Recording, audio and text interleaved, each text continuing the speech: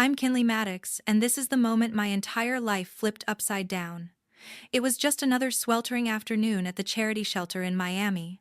Weeks after the tropical storm ripped through the city, I was handing out bottled water and canned food to families who had lost everything wearing the same old jeans and donated t-shirt I'd been living in. Then, this older man in an expensive suit walked straight toward me. He looked out of place among the tents and folding tables.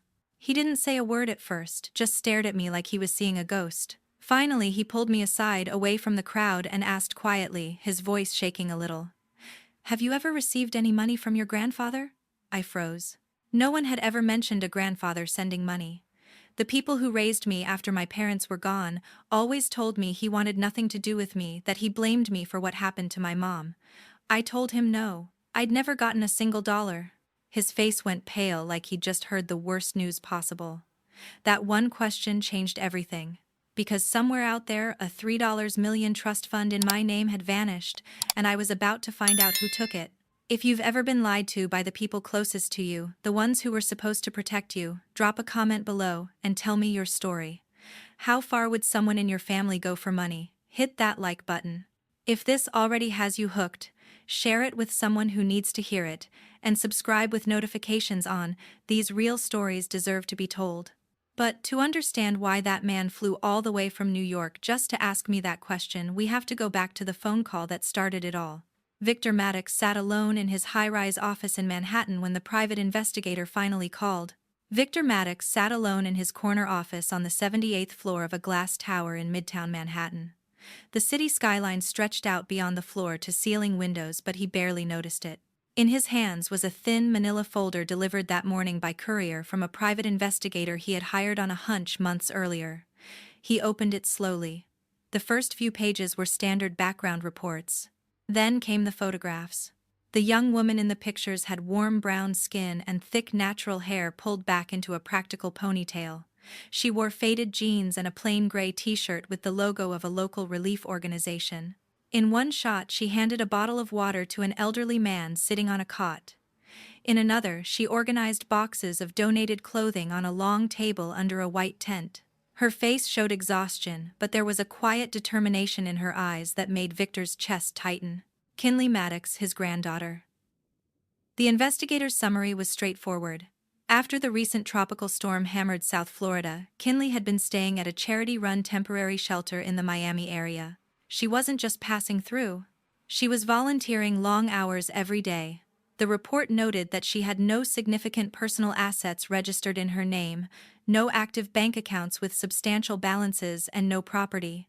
Meanwhile, the family home in a comfortable Miami suburb had already been repaired and reoccupied by the legal guardian and her younger daughter. Victor leaned back in his leather chair, the folder resting on the mahogany desk. He had always assumed the trust fund he established 19 years ago was being used properly. $10,000 deposited every month without fail, totaling well over $3 million by now. The account was in Kinley's name, but as her legal guardian after Patrick's death, Diane Zimmerman had full authority to withdraw funds for living expenses, education, medical care, anything related to raising the child. The lawyers had assured him the setup was standard and protected. He had signed the papers in a fog of grief shortly after Frances died from complications during childbirth. At the time, taking care of a newborn while running a real estate empire felt impossible.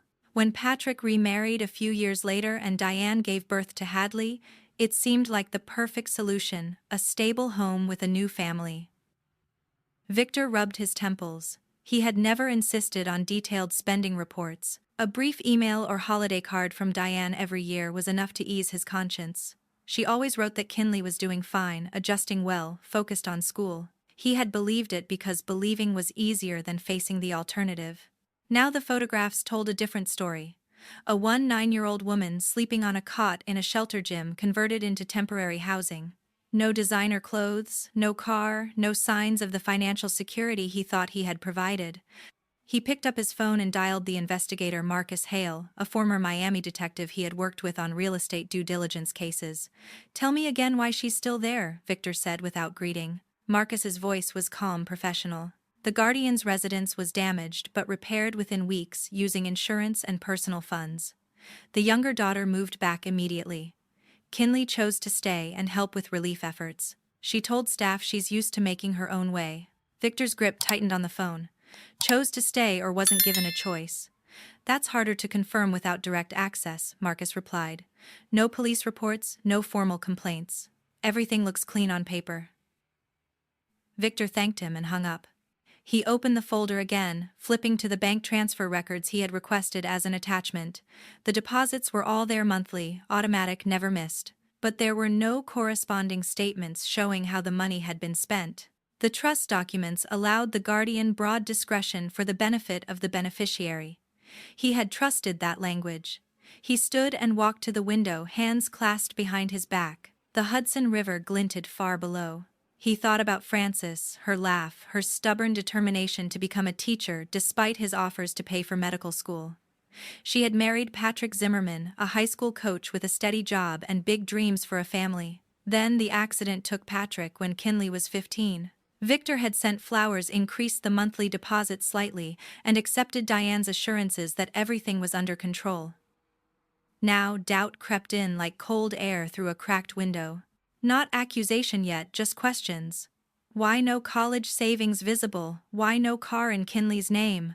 Why was she still wearing donated clothes? Victor returned to his desk and booked the earliest first-class flight to Miami. Departing that evening, he printed a slim selection of the trust documents and transfer confirmations.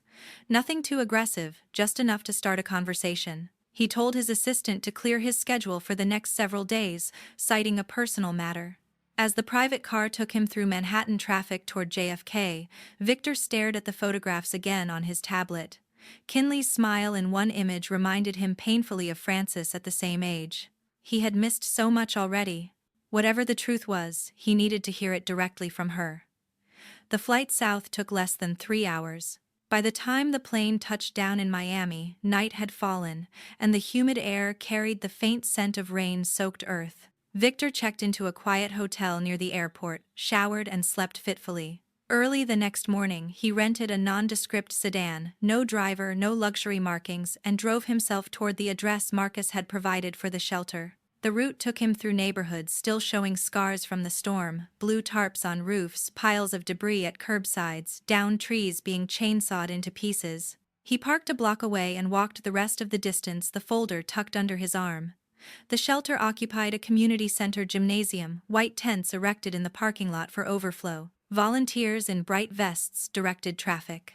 Victor adjusted his tie, suddenly aware of how out of place his tailored suit would appear. He stepped inside the chain-link fence, heart beating faster than it had in years. Victor stepped through the chain-link gate into the crowded parking lot of the community center turned shelter. The South Florida sun beat down relentlessly, turning the asphalt hot under his polished shoes. Blue tarps flapped overhead on temporary structures, and the air carried a mix of grilled food from a volunteer barbecue and the faint, lingering dampness from storm-soaked ground. A woman in a red volunteer vest approached him near the entrance. Her name tag read, Mrs. Elena Lopez, site director. She had kind eyes framed by tired lines and a clipboard in hand. "Can I help you, sir?" she asked, sizing up his suit with polite curiosity. Victor cleared his throat. "I'm looking for Kinley Maddox. I believe she's volunteering here." Mrs. Lopez nodded without hesitation. "She's one of our best helpers. Follow me." She led him through a side door into the main building. The hallway was narrow-lined with stacked boxes of diapers and cleaning supplies. Voices echoed from the gymnasium ahead. Children laughing, adults coordinating in Spanish and English. The smell of coffee and bleach hung in the air. They emerged into the large open space where rows of folding tables had been set up for distribution. Families waited patiently in lines. Volunteers sorted canned goods and hygiene kits. Kinley stood at one table, guiding a young mother with 2 small kids through the selection process. She pointed out sizes for children's clothing, her voice soft and patient despite the obvious weariness in her posture. Her hair was tied back, a few strands escaping around her face. She wore simple cargo shorts, and a shelter-issued t-shirt sleeves rolled up as she lifted a box of formula. Victor stopped at the edge of the room, watching her for several minutes.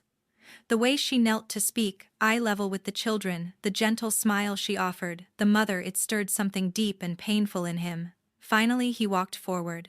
Kinley looked up as he approached her, expression shifting from focused to cautiously polite. "Excuse me," Victor said quietly.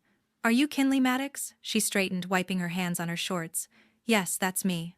Do I know you? He hesitated, searching for the right words. My name is Victor Maddox. I'm your grandfather. The words hung between them. Kinley's eyes widened slightly, but she didn't smile. Instead, she glanced around at the busy room, then nodded toward a quieter corner near the exit doors. Let's talk over there, she said, leading the way. They stood in the shaded hallway outside the gym. Kinley crossed her arms, not hostile but clearly guarded. Victor pulled out his phone and showed her an old photo of Francis at 19 standing on a beach. Laughing wrists turned just enough to reveal a small, heart-shaped birthmark. Your mother had this mark on her left wrist, he said softly.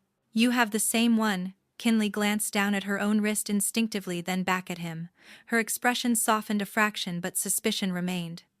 No one ever told me about a birthmark, she said. Diane never mentioned you at all, except to say you didn't want anything to do with us after Mom died. Victor felt the words like a punch. He kept his voice steady.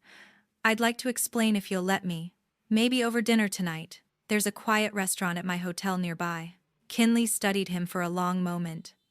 Volunteers passed by, carrying boxes, casting curious glances. She shifted her weight, clearly weighing her options. I have another shift until 6:00, she said finally. I can meet you at 7, but only for an hour. I need to be back here early tomorrow. Victor nodded gratefully. That's more than fair. I'll send a car if you'd like, or meet you wherever you're comfortable. I'll find my own way, she replied firmly. Text me the address. He gave her his number and she typed it into her basic phone. Then she returned to her table without another word, resuming her work as if the conversation had been routine. Victor walked back to his rental car in a daze. The short exchange had told him more than any report. Kinley's guarded tone, the way she mentioned Diane so matter-of-factly. The casual reference to Hadley's teasing it all painted a picture of distance he hadn't expected. He drove to a nearby cafe to wait out the afternoon, ordering black coffee he barely tasted. His mind replayed the birthmark detail. He had chosen it deliberately, something only family would know, something Diane couldn't have fabricated easily. Kinley's reaction confirmed she had never heard it before. By 7, he sat at a corner table in the hotel's seafood restaurant overlooking the ocean. The place was understated with white tablecloths and soft lighting. He arrived early, folder left in the room this time. Kinley appeared at the entrance right on time, having changed into clean jeans and a simple blouse, still practical, nothing extravagant. The hostess led her over. Thank you for coming, Victor said as she sat. She nodded, accepting a glass of water. I almost didn't, but that birthmark thing, it got me curious. They ordered light meals, grilled fish for him, salad for her. Conversation started slow. Victor asked about her day at the shelter. It keeps me busy, she said. After the storm hit, Diane said the house repairs would take longer, and space was tight with contractors coming and going.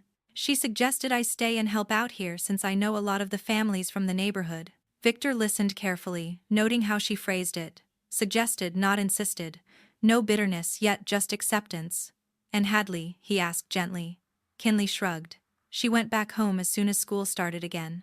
She's got activities, new clothes for the year. She always calls me lazy for staying here longer. The casual way she said it broke Victor's heart a little more. He steered away from money questions, focusing on Francis instead.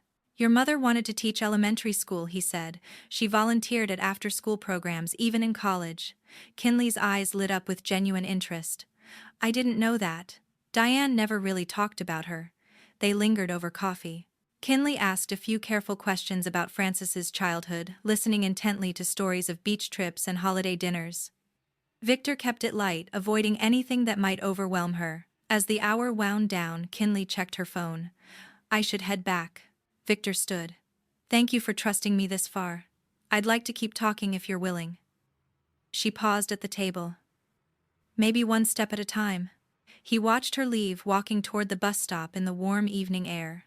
Back in his room, Victor sat on the balcony, overlooking the dark ocean. The short dinner had given him more questions than answers, but also a fragile threat of connection. Kinley hadn't run away. She had listened. That was enough for now. The restaurant's large windows framed the dark Atlantic beyond, waves barely visible under the moonlight. Victor and Kinley sat at their corner table plates, pushed aside the remains of dinner growing cold. He had waited until the server refilled their water before reaching into his briefcase. He placed a slim folder on the table and opened it to a printed summary page. "This is something I've carried with me since arriving," he said quietly. Kinley leaned forward, curious but still reserved. The page showed a column of dates stretching back years, each with a transfer amount $10,000 month after month. "These are deposits I made into a trust fund set up in your name right after your mother passed," Victor explained. "The total has gone well past $3 million by now. It was meant to cover everything: education, living costs, whatever you needed growing up." Kinley stared at the numbers, her fork forgotten in her hand. She traced one line with her finger as if testing if the paper was real. "I've never seen this before. No one ever told me about any trust fund." Victor nodded slowly, keeping his tone neutral. "When your father remarried and Diane became your legal guardian, the account allowed her to withdraw funds for reasonable expenses related to raising you. Things like housing, food, school, that's standard under Florida law for minors." He didn't add accusation, only fact. Kinley's brow furrowed as she processed it. "So all this money, it was supposed to be for me?" "That was the intention," Victor replied. "I trusted the system and the people in your life to use it properly." Kinley sat back, folding her hands in her lap. The surprise in her eyes shifted to something more complicated. Confusion mixed with a quiet hurt. He pulled out his phone and dialed a contact marked David Clean, attorney. The call connected quickly.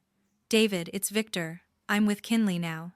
I need you to run a full trace on recent activity in the trust: withdrawals, transfers, everything from the last 5 years at least.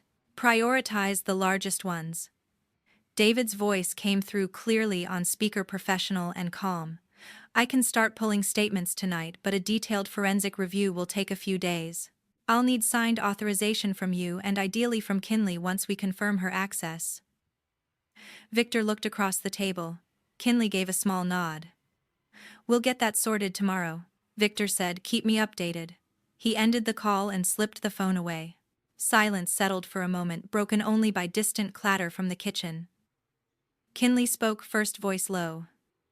"After Dad's accident, I was 15. Things changed at home. Diane started focusing more on Hadley.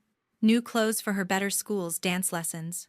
I got told to pitch in more, take part-time jobs at local stores to cover my own stuff." Victor listened without interrupting, his coffee untouched. "She'd say it built character," Kinley continued. "Hadley picked up on it.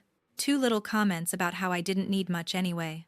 I figured that's just how it was after losing Dad. Money got tight for everyone." She shrugged, but the motion carried years of quiet acceptance. Victor felt the weight of it settle in his chest. He had sent those deposits religiously, convinced they eased his absence. "I should have asked for more updates," he said finally. "I let distance become an excuse." Kinley met his gaze. "Why didn't you visit or call?" The question was direct, not angry, just searching. Victor exhaled slowly. "Grief does strange things. Losing Francis broke something in me. I threw myself into work, told myself the money was my way of providing. Diane sent occasional photos and notes saying, 'You were fine.' I didn't push because facing the truth felt harder than signing checks." He reached into the folder again and pulled out a small printed photo. Francis on a pier, sketch pad in hand, drawing the ocean at sunset. "Your mother loved painting water.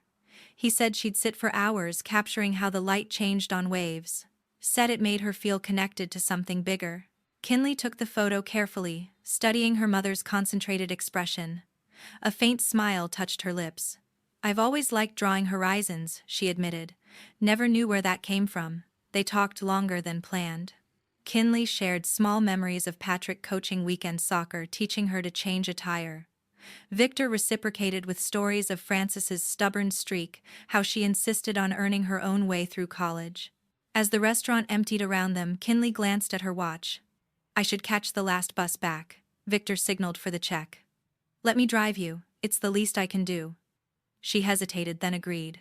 The ride to the shelter was quiet. City lights reflecting off wet streets still drying from earlier rain. When they pulled up, Kinley paused at the car door. "This is a lot to take in," she said. "I need time to think." "Take all the time you need," Victor replied.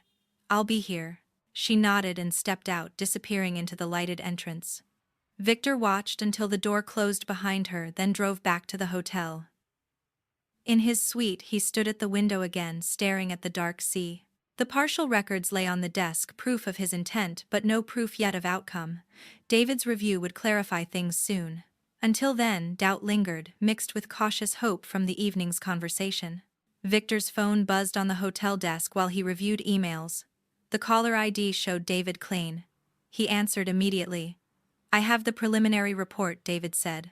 "Voice study. Several large withdrawals over the past few years labeled as family expenses and educational costs for dependent in the household.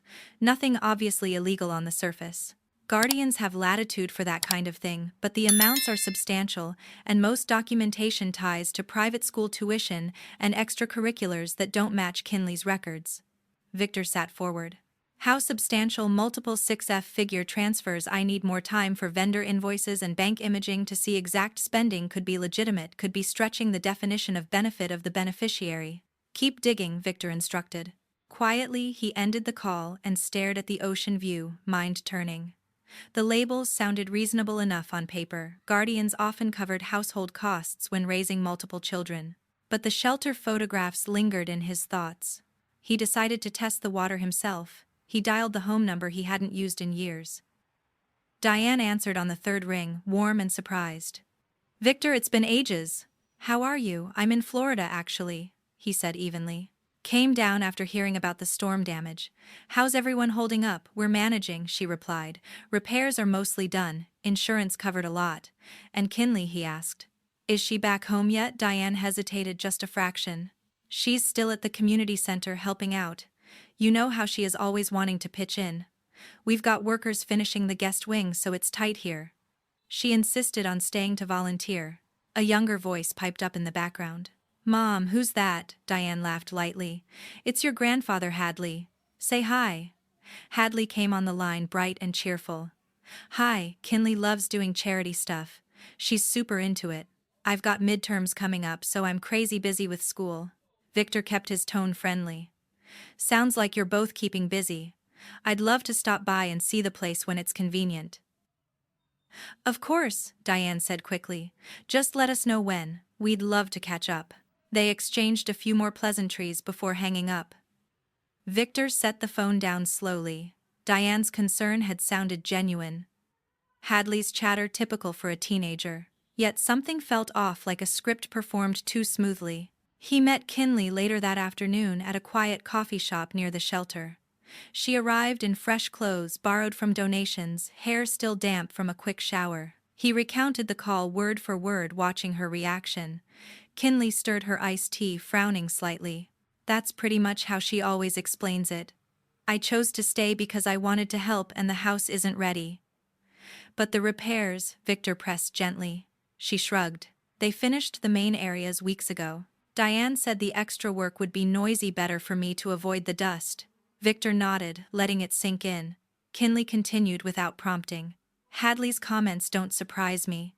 She's been getting new laptops and dance gear while I make do with hand-me-downs. Diane says it's because Hadley's activities cost more.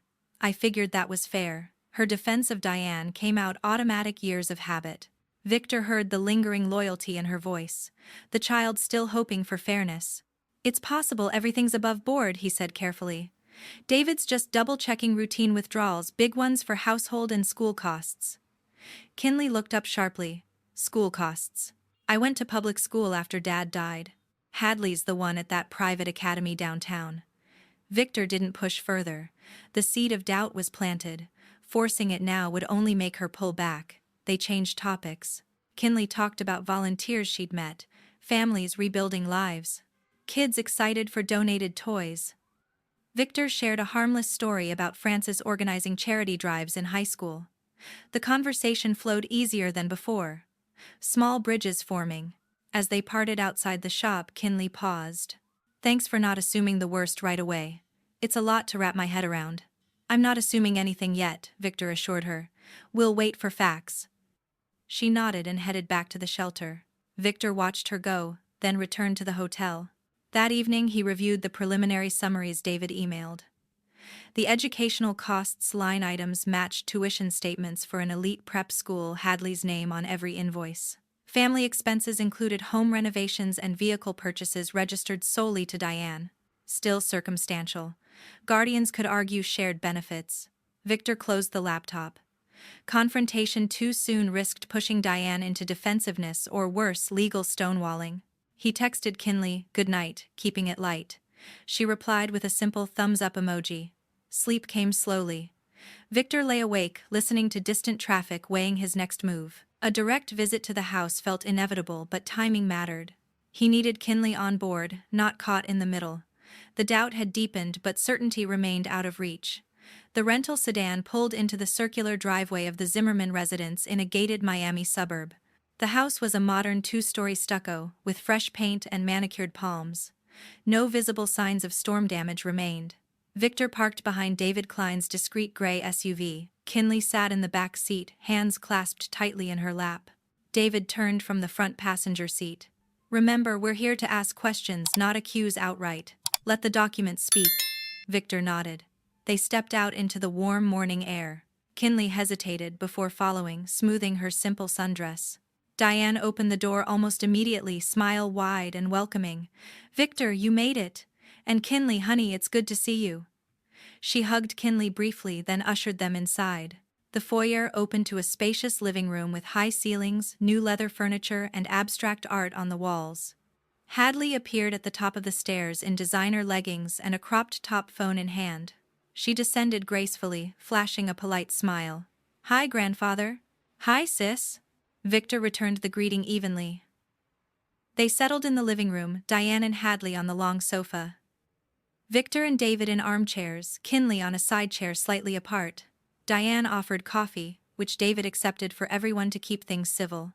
As cups were passed, Victor placed a thick folder on the glass coffee table. "Thank you for having us," he began. "I've been going over the trust fund records with David. There are some discrepancies I hope you can clear up." Diane's smile stayed in place. "Of course, anything I can do." Victor opened the folder to a highlighted summary. The trust for Kinley has had over $3 million deposited since its creation, but recent withdrawals don't seem to align with her direct benefit. He slid the page across. Diane glanced at it, expression calm. "Those are normal family expenses," she said smoothly. "Raising 2 girls isn't cheap. Roof repairs after the storm, utilities, groceries. We all shared the house." David leaned forward. "The labels say educational costs for dependents and household maintenance. Can you walk us through some of the larger ones?" Diane nodded. "Absolutely. Hadley's tuition at Coral Ridge Academy is $4,500 a year. Dance competitions, tutoring, those add up," Hadley chimed in brightly. "And the trip to Aruba last spring was amazing. Mom said it was good for family bonding after all the storm stress." Kinley shifted in her seat, eyes widening slightly. Victor kept his face neutral. David flipped to another page. "This withdrawal for $6,000 listed as home renovation. The contractor invoices are in Hadley's name for her bedroom suite." Diane waved a hand. "It was for the whole upstairs. Kinley had her room too." "But Kinley hasn't lived here full-time in months," David pointed out quietly. "And this vehicle purchase registered solely to you." Diane's smile tightened. "Company car for errands benefited everyone." Hadley scrolled her phone absently. "Kinley never wanted fancy stuff anyway. She's always been more basic." The word hung in the air. Kinley's cheeks flushed, but she stayed silent. Victor spoke for the first time since the documents came out. The trust was established specifically for Kinley's future. Florida law allows guardians reasonable expenses, but the bulk must benefit the named beneficiary. These records show almost nothing directly for her. No college fund contributions, no personal accounts, no major purchases in her name. Diane straightened. "I've raised her since she was little. Clothes, food, a roof, that's benefit enough. The money kept the household running." David produced more pages, invoices for European vacations, jewelry, a pool installation. "These don't mention Kinley at all." Diane's composure cracked a fraction. "Bank errors happen. Or maybe the lawyers mislabeled." Hadley looked up from her phone, sensing tension. "Mom did everything for both of us. Kinley just didn't want the same things. She never complained about not having new clothes." Kinley finally spoke, voice steady. "I didn't complain because I thought we couldn't afford it." Diane shot her a sharp glance. "We managed fine." Victor's tone remained even. Where has the $3 million trust fund for Kinley gone, Diane? The question landed heavily. Diane's eyes darted between faces. It's gone into raising my family, she said, voice rising. Frances had everything handed to her rich parents' perfect husband. When she died suddenly, there was all this money for her kid. I had to make it work for everyone. Hadley frowned. Mom, Diane continued, words tumbling faster. Why should only one child get advantages? Hadley deserved opportunities too. David closed the folder. These patterns suggest intentional diversion of funds meant for Kinley. That crosses into embezzlement territory. Diane stood abruptly. You're twisting this. I'm the one who stayed, who sacrificed. Victor looked at Kinley, who met his gaze with quiet resolve. David stepped into the hallway and made a call. Uniformed officers arrived within minutes. Local police responding to reported financial fraud with documentation in hand. Diane's protests grew louder as they explained the arrest process. You can't do this in my home, she exclaimed. Hadley dropped her phone, eyes wide. Mom, what's happening? Diane turned to her daughter, face crumpling. It's a misunderstanding, baby. Call our lawyer. The officers cuffed Diane gently but firmly, reading rights. She went silent, staring at the floor as they let her out. Hadley followed to the doorway, watching the patrol car pull away, confusion turning to shock. Kinley remained seated, breathing measured. Victor placed a hand on her shoulder. David gathered the documents. Well, need copies for the case file. Hadley turned back inside, voice trembling. This is crazy. Mom wouldn't steal. But the evidence scattered on the table told another story. Victor guided Kinley to the car. She paused at the threshold, looking back once at the stunned teenager in the doorway. The drive away from the suburb felt surreal, palm trees blurring past windows. The criminal courthouse in downtown Miami became a familiar place over the following months.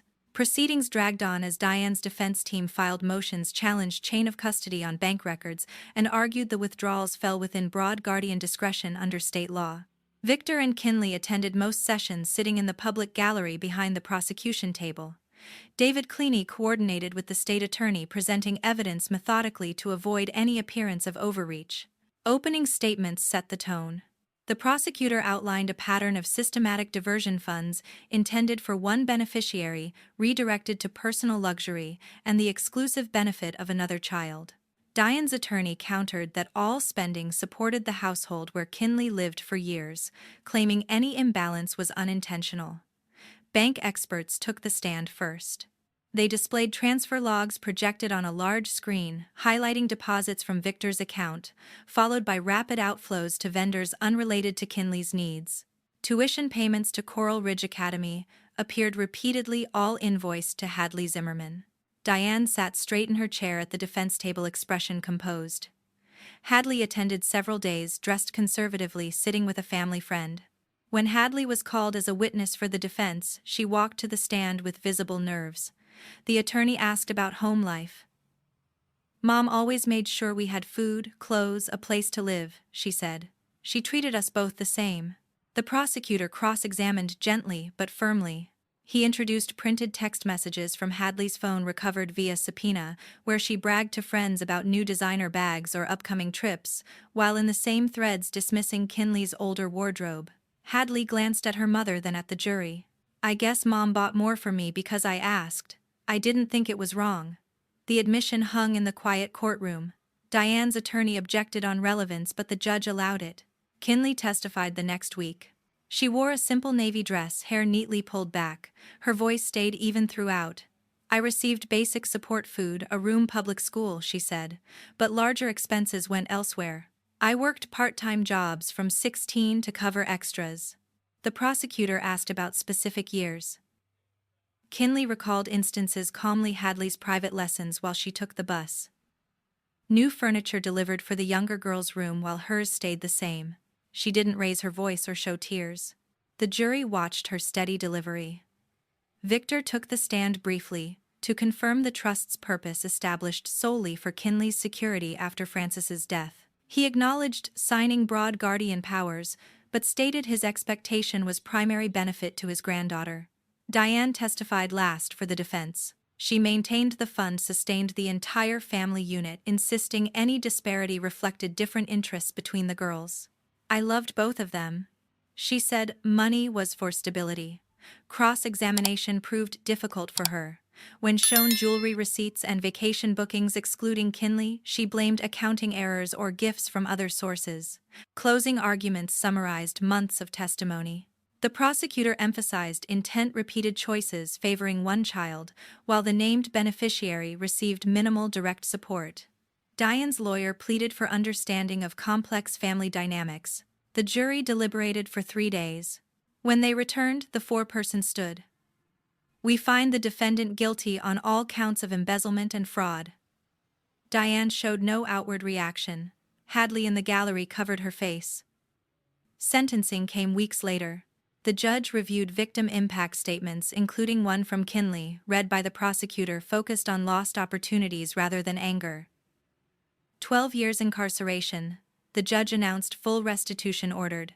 All assets traceable to diverted funds, residence, vehicles, accounts will be seized and liquidated for return to the trust. Hadley faced no charges as a minor during most transactions. She qualified as an indirect beneficiary without criminal liability. Court services arranged for her to live with a maternal aunt in Central Florida in a modest apartment far from former luxuries. Victor and Kinley left the courthouse into bright sunlight. Reporters waited outside, but David steered them away.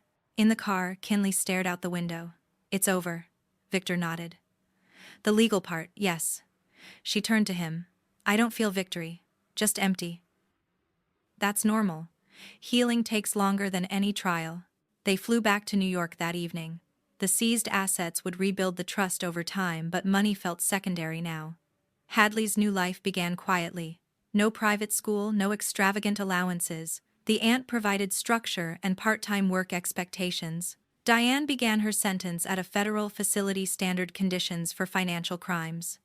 Kinley unpacked in the guest room. Victor prepared simple and comfortable. Kinley stepped into the spacious penthouse for the first time, suitcase in hand. The marble floors and panoramic views of Central Park felt overwhelming. Victor showed her to a guest suite, but she hesitated. I'm not ready for all this space, she said quietly. Could I start in the smaller guest room or even the sitting area off the library? Victor understood without question. He prepared a comfortable corner room with a daybed and simple furnishings. Kinley unpacked slowly, placing her few belongings in drawers. The quiet luxuries still felt foreign, like borrowing someone else's life. She enrolled at a local university in a social work program, starting with introductory courses. Classrooms filled with discussions about community support systems resonated deeply. She listened more than spoke. At first, absorbing perspectives on family dynamics and recovery. Victor never pushed. Evenings, they shared meals prepared by his longtime housekeeper. He talked about Frances when Kinley asked how she organized food drives as a teenager, how she believed small acts could rebuild trust after hardship. I should have seen the signs sooner, he admitted one night over tea. Trusting paperwork over people was my mistake. Kinley nodded, stirring her cup. We both trusted too easily. They decided to channel the recovered funds into something meaningful. David helped establish a modest foundation named after Victor Maddox. Its focus stayed narrow: emergency housing grants and mentoring for young adults displaced by natural disasters. The first awards went to Florida, families still rebuilding. Applications arrived steadily. Kinley reviewed them in the evenings, matching needs with available resources. Seeing direct impact gave her purpose. One afternoon, a plain envelope arrived via David's office. Inside was a handwritten letter from Hadley. I've had time to think about everything it read. I knew Mom favored me and never questioned it. The things I said to you, calling you lazy, making fun of your clothes, were cruel. I'm sorry. I wish I could take them back. Kinley read it twice in silence. The words carried regret, but memories of years spent on the sidelines surfaced too. She folded the letter and placed it in a drawer, neither replying nor discarding it. She made no effort to contact Diane or Hadley again. Visits, letters, updates. None came, none were sought. Diane served her sentence in a low-security facility, routine, strict and days-long. Former friends distanced themselves. Social circles closed ranks around reputation. Hadley adjusted to ordinary life, with the aunt, public high school, part-time job at a local cafe. The shift from privilege to normally proved jarring, but she adapted without public complaint. Kinley's days gained rhythm. Morning classes, afternoon volunteer shifts at a Manhattan crisis center, evenings, studying or reviewing foundation files. Victor joined board meetings when health allowed, offering quiet guidance. Trust grew gradually. She accepted the larger bedroom when ready. They took walks in the park, discussing books or current events. Victor shared more photos from old albums, Francis at graduation, holding newborn Kinley briefly before complications set in. Some nights doubts resurfaced. Kinley wondered if she could ever fully let go of the years, feeling invisible in her own home. Therapy sessions through university helped unpack the layers. "I'm learning boundaries aren't selfish," she told Victor after one appointment. "Cutting contact doesn't make me unforgiving. It makes me protective of what peace I've found." He listened without judgment. The foundation expanded slowly. A second round of grants supported tutoring programs for displaced teens. Kinley spoke at a small donor event, voice steady as she explained why stable housing mattered more than money alone. Standing on the penthouse balcony, one crisp evening, city lights sparkling below, Kinley reflected on the path. "Money can disappear," she said aloud to the night air. "Trust can be broken by the people meant to guard it. But what no one can take is the choice to keep going, to turn pain into something that helps others." She thought of families receiving aid because of the foundation, of students like her finding second chances. "Some wounds don't heal clean," she continued softly. "They leave scars, but scars remind us we survived. And surviving isn't the end. It's the beginning of deciding who we become next." Victor joined her at the railing, silent companion. Kinley leaned against it, breathing in the cool air. The trust fund had been restored through seizure and restitution, but its original purpose felt distant now. What mattered was the life built from remnants, the quiet mornings with real family. The work that gave meaning, the hard one, understanding that worth isn't measured by what others give or take. She turned inside, closing the glass door on the